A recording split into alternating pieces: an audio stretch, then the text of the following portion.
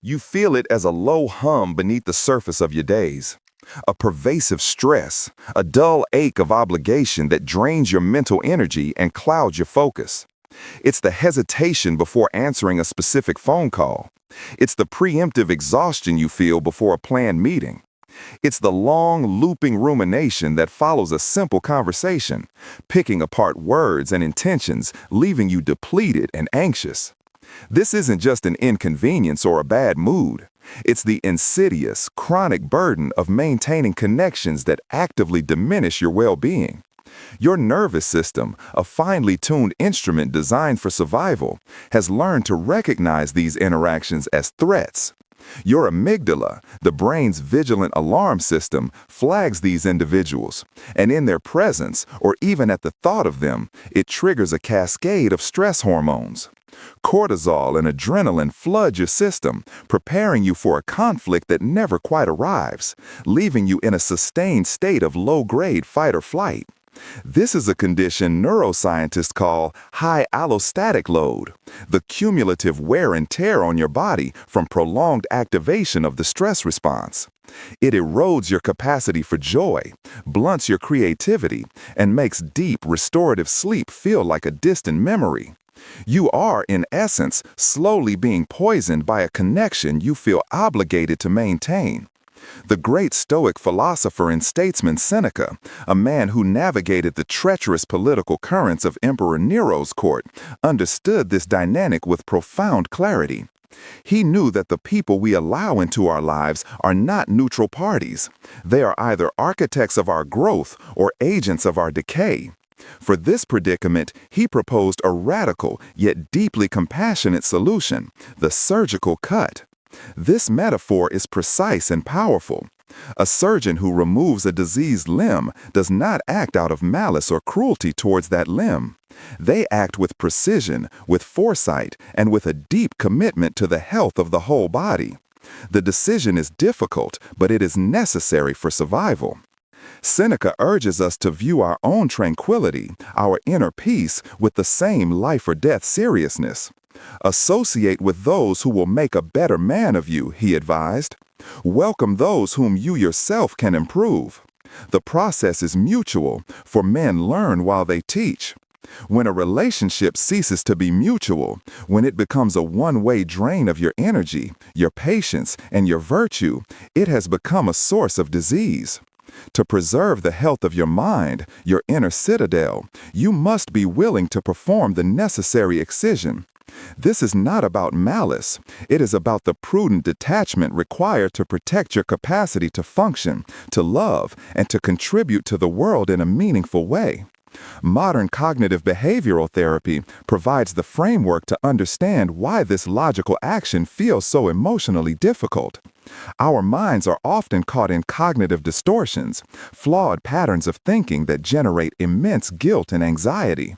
We fall prey to emotional reasoning, believing, I feel guilty for wanting to step back, therefore I must be doing something wrong.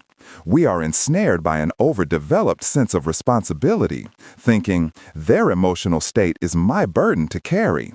The Stoic surgical cut is a direct antidote to these distortions. It reframes the decision not as an act of harm, but as an act of profound self-preservation and integrity. It asks you to shift your sense of responsibility from managing another person's emotions, a task that is ultimately impossible and outside your control, to safeguarding your own mental and moral well-being, which is entirely within your control. To begin this essential surgery, you must first become the diagnostician. You need to move from a vague feeling of being drained to a clear, evidence-based assessment of the situation. This is where we apply our first micro method, the cost-benefit analysis of connection. Take out a journal or a piece of paper. Identify one specific relationship that consistently leaves you feeling worse. Now create 2 columns. In the cost column, be brutally honest. List the emotional costs. How do you feel before, during, and after your interactions? Name the emotions. Anxious, resentful, Small? Exhausted? List the energetic costs. On a scale of 1 to 10, what is your energy level before you engage with them, and what is it after? Quantify the drain. List the time costs. How much time do you spend not just in their presence, but worrying, planning, or recovering from your interactions? In the benefit column, be equally rigorous. What tangible positive value does this connection add to your life? Does it inspire you, support you, bring you genuine joy?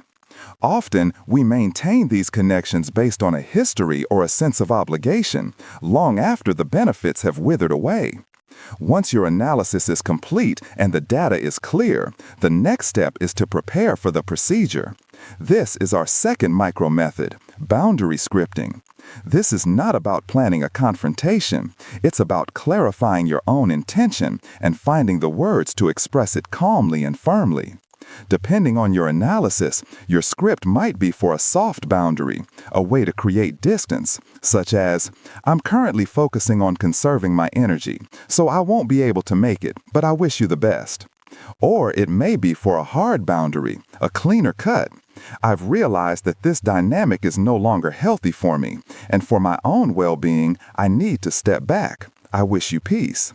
The key is to use I statements and to focus on your needs, not their failings. The script is for you. It is your anchor of clarity in a potentially turbulent emotional sea. Do today. Identify that one draining relationship. Take 10 minutes to perform the cost-benefit analysis with unflinching honesty. Then draft one boundary script. You don't have to send it yet. The act of writing it down is the first crucial incision. This precise, deliberate action begins the process of reclaiming your mental territory. It is the first step in lowering your baseline anxiety, improving your emotional regulation, and taking back the immense cognitive and emotional resources that are currently being consumed by an unhealthy connection.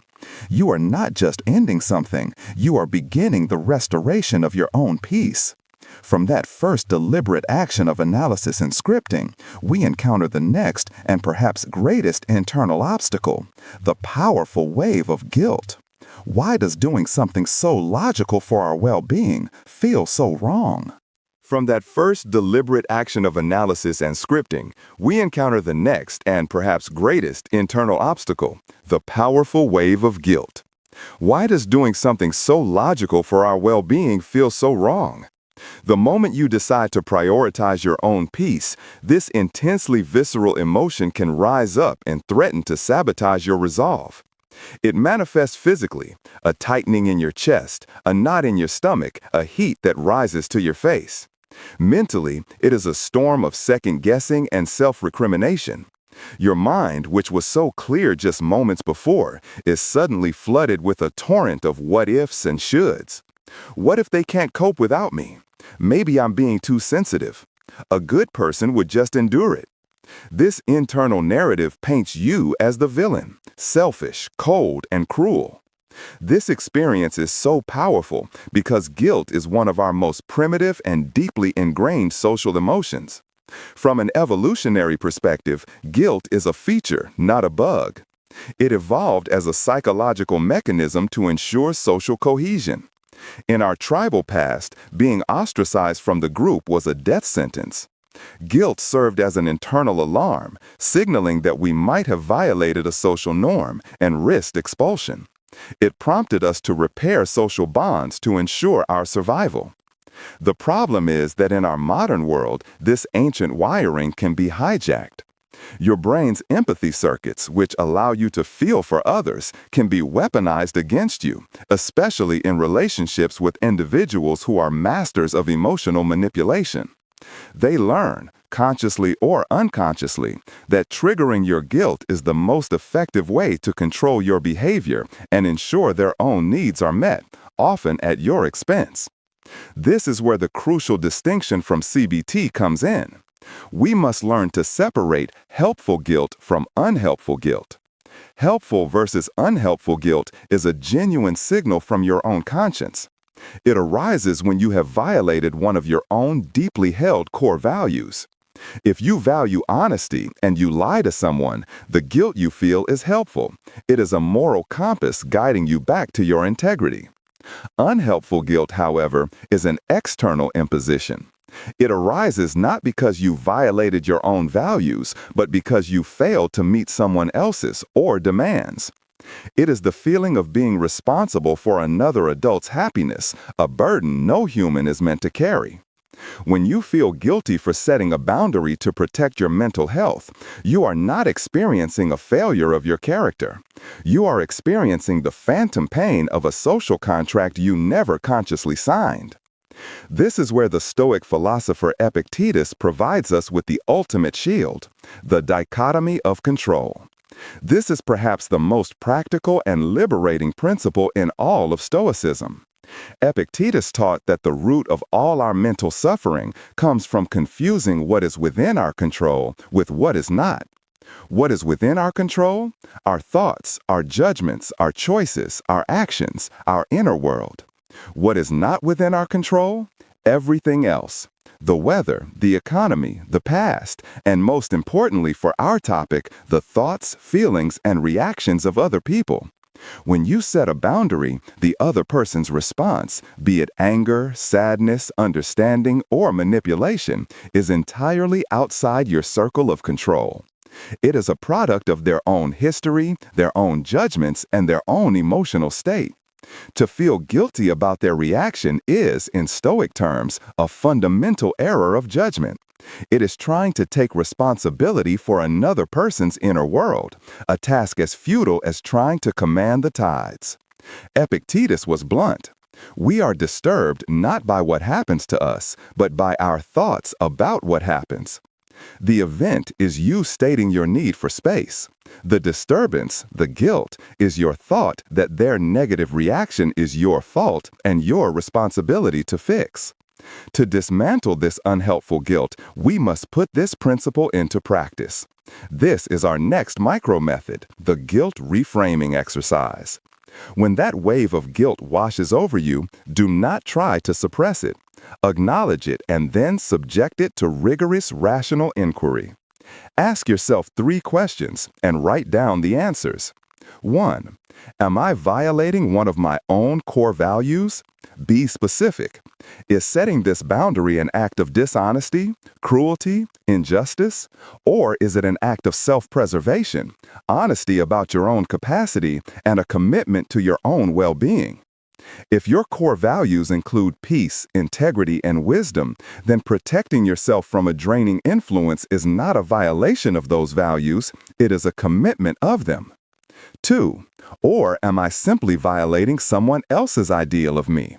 Is the guilt coming from a place of authentic moral failure, or is it the echo of their desire for you to be endlessly available, to absorb their negativity, to play a role in their life that is damaging to yours?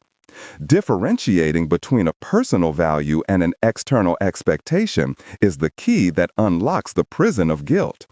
3. What is the truly virtuous action here?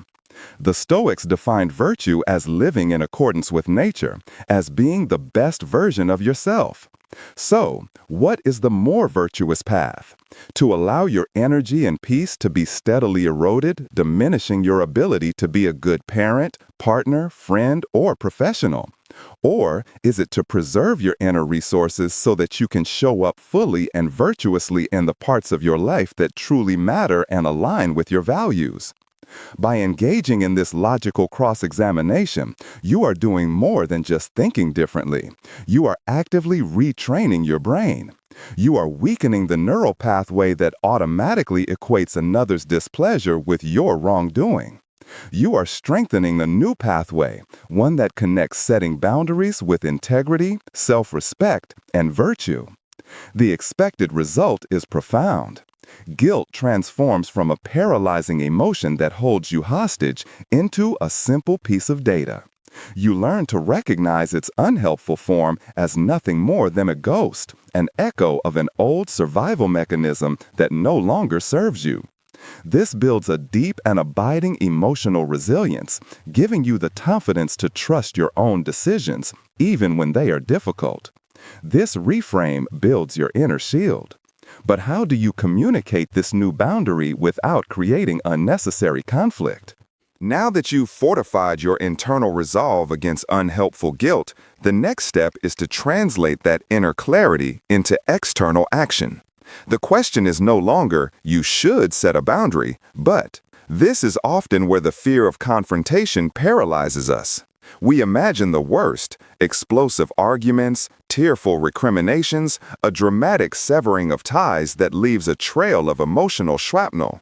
In our minds, we rehearse endless conversational chess matches, trying to anticipate every move and countermove, leaving us exhausted before a single word has even been spoken. This mental state is a direct result of our biology. The prospect of a difficult conversation can trigger the same amygdala hijack we discussed earlier. Your brain's threat detection center screams danger, flooding your system with stress hormones. This has a very specific neurological effect. It dramatically reduces activity in your prefrontal cortex, the part of your brain responsible for rational thought, planning, and emotional regulation. In this state, you are far more likely to fall into one of two traps: being overly passive and appeasing, which undermines the boundary you're trying to set, or becoming overly aggressive and accusatory, which escalates the conflict and creates unnecessary harm. Neither approach serves your ultimate goal, which is a peaceful and decisive disengagement. The Stoics, particularly the Roman Emperor Marcus Aurelius, provide a powerful antidote to this reactive state. Writing in his private meditations, he constantly reminded himself to act with virtue, independent of the outcome. His goal was not to control others or to win interactions, but to ensure his own actions were just, calm, and rational. He famously wrote, "The best revenge is to be unlike him who performed the injury."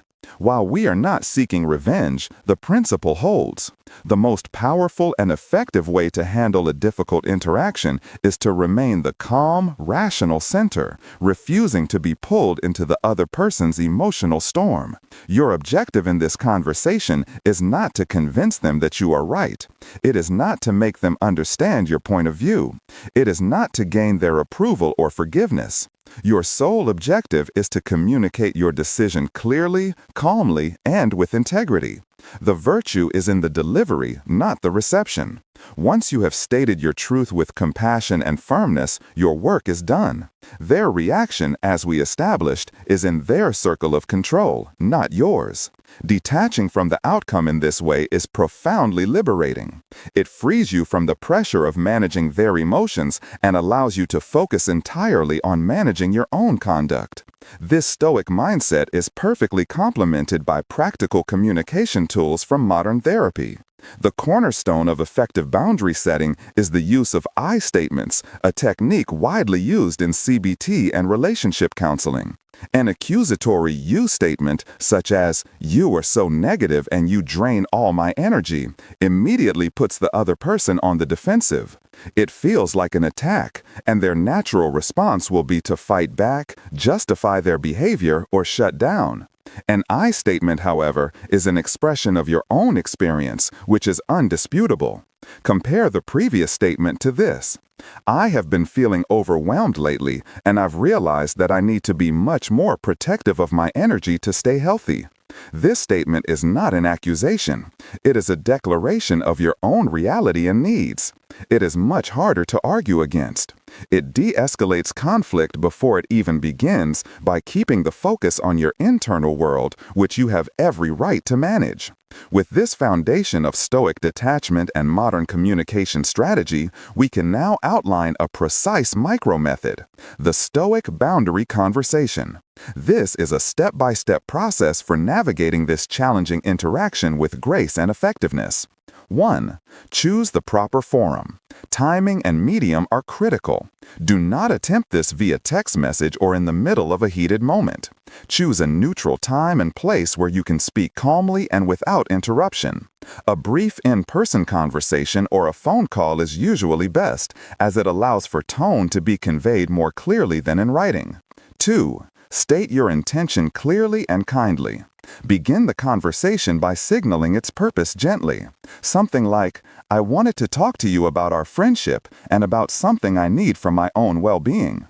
This prepares the other person and sets a serious but non-aggressive tone. 3. Deliver your scripted I statement. This is where your previous boundary scripting becomes your anchor. Deliver your calm, firm statement focusing on your needs. For example, I value the history we have, but I have realized that for my own mental health right now, I need to take a significant step back. 4. Hold the boundary. Do not jade. This is the most crucial and difficult step. The other person may push back, and their instinct may be to pull you into justifying, arguing, defending, or explaining. This is a trap. Engaging in jade implies that your boundary is up for debate. It isn't. If they argue, you do not need to provide more reasons. Simply and calmly repeat your core statement in a slightly different way. I understand this is hard to hear, but this is a decision I've made for my well-being, and it's not something I can negotiate. 5. Detach and end the conversation. Once you have stated your boundary and held it against the initial pushback, the conversation is over. You do not need to linger in the discomfort. You can end it kindly but firmly. I wanted to tell you this directly out of respect. I wish you all the best. Then, physically or verbally, exit the conversation. Executing this process will have a profound impact on your self-respect. You will have proven to yourself that you can handle difficult situations with integrity and strength. It ends the cycle of rumination and mental rehearsal because you have acted decisively. You have closed the loop. By mastering the internal reframe of guilt and the external communication of your needs, you create space in your life. Precious, quiet space. But what do you fill that space with? Having made the necessary surgical cut and communicated it with integrity, you have created a vacuum. Nature abhors one, and so does your mind. This newfound space, this quiet where the noise of a toxic dynamic used to be, is a precious and vulnerable resource. The immediate aftermath of cutting ties, even deeply unhealthy ones, can feel strangely empty, even tinged with a lingering sadness. This is not a sign that you made the wrong decision.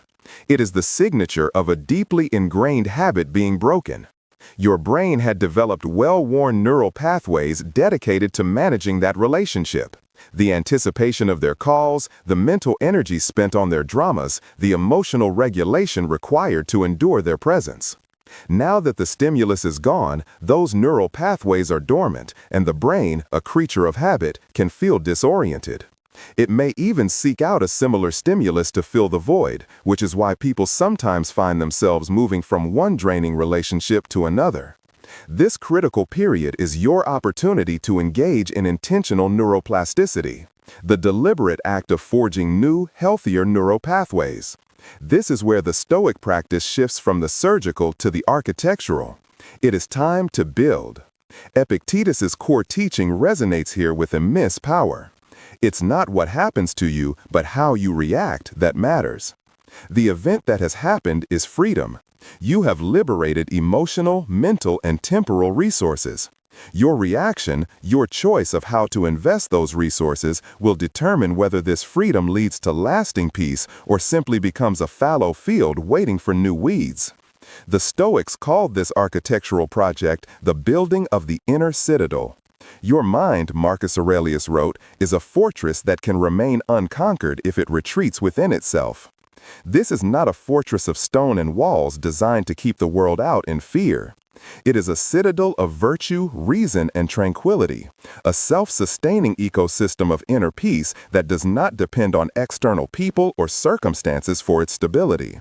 Seneca captured this beautifully. True happiness is to enjoy the present without anxious dependence upon the future. Your task now is to build a present so rich with meaning and purpose that it becomes its own source of validation and contentment. This requires a conscious and deliberate practice, a micro-method we can call the virtuous replacement ritual. It is a structured way to ensure that the space you have cleared is filled with intention, not left to chance. The process has 3 distinct steps. 1. Identify the dysfunctional need. First, you must conduct a courageous self-inventory. What need did the toxic relationship seem to fill, even in a distorted and unhealthy way? For some, it's a need for validation. Being the helper or the patient one provided a sense of identity. For others, it was a distraction. Focusing on their chaos was a convenient way to avoid your own challenges and goals. For others still, it was a sense of purpose derived from fixing or saving someone. Be honest with yourself about what hook kept you engaged for so long. Naming this dysfunctional need is the first step to finding a healthy way to meet it. 2. Source of virtuous replacement. Once you've identified the need, your task is to find a superior, healthier, and more virtuous way to fulfill it. This is about upgrading your sources of fulfillment. If you crave validation, find it in the deeply satisfying process of mastering a difficult skill, learning an instrument, a language, or a craft. Mastering a new skill. The validation that comes from your own competence is infinitely more stable than that which is borrowed from another's approval. If you use the relationship as a distraction, redirect that focus toward a meaningful personal project you've been procrastinating on. Writing that book, starting that business, or training for that marathon. Turn avoidant energy into creative energy. If your need was to help, find a truly virtuous outlet. Volunteer for a cause you believe in, mentor someone who is genuinely seeking guidance, or simply be more present and supportive for the healthy reciprocal relationships already in your life. 3. Schedule and cultivate. This new source of meaning cannot be a passive wish. It must become an active practice. You must treat your newfound time and energy as the precious non-renewable resources they are. Literally schedule these new activities into your calendar. Block out time for your craft, your project, your volunteer work. Treat these appointments with yourself with the same seriousness you would a meeting with your boss. At the end of each day, use a journal to briefly reflect on this new cultivation. How did it feel to invest your energy here instead of in the old, draining dynamic? This act of scheduling and reflection reinforces the new neural pathways, making your new, healthy habits the brain's preferred default. This is the ultimate goal of the Stoic path. It is not to build walls to keep the world out, but to cultivate a garden within, so rich and so vibrant that its peace radiates outward, nourishing the healthy connections you choose to keep. You are the gatekeeper. You are the gardener. Protect your peace, not as a selfish act, but as a sacred duty to your own best self. The work is not easy, but the freedom it yields is the only freedom that truly matters.